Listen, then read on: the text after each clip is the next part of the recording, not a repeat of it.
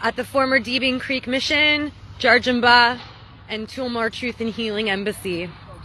This morning at 5:00 a.m., police and private security and demolition crews, 4:15, arrived on site and forcibly removed on-site protectors in violation of Queensland's human rights legislation as well as international human rights legislation.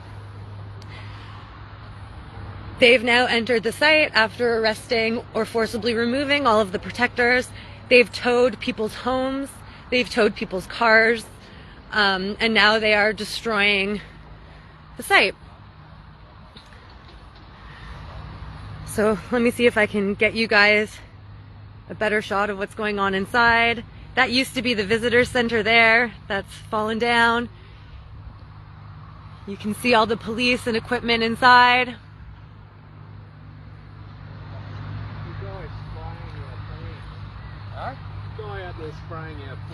There's a tactile unit set up around the corner. You fucking dogs! What you. For anyone just tuning in, this site is the site of the former Deebing Creek Mission, one of the first missions to operate in Queensland. Thousands and thousands of people, part of the stolen generations, were taken from their families and taken from their homelands and brought to this site. Ground penetrating radar shows evidence of 2 trenches, consistent with oral histories that this is indeed a massacre site.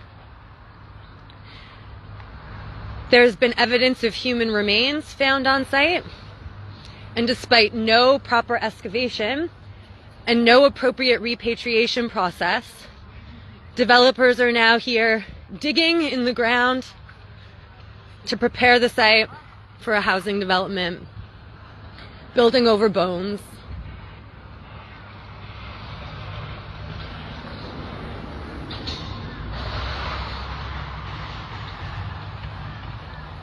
This is modern day colonization.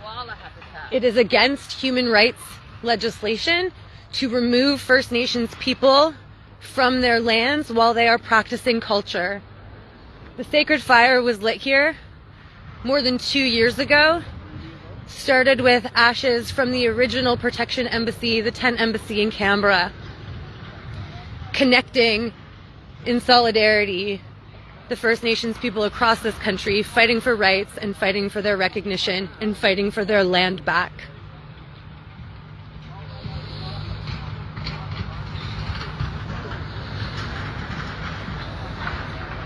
We've got some community supporters on site today.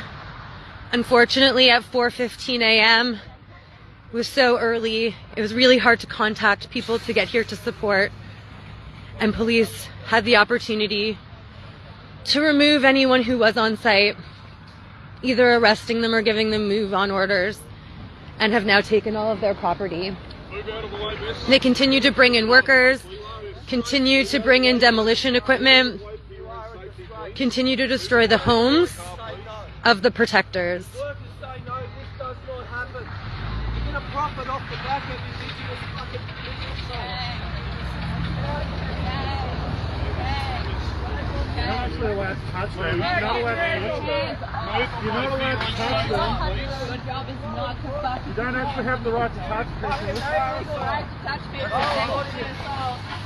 Not in The your soul job. is going to rot. The whole lot is you filthy grubs.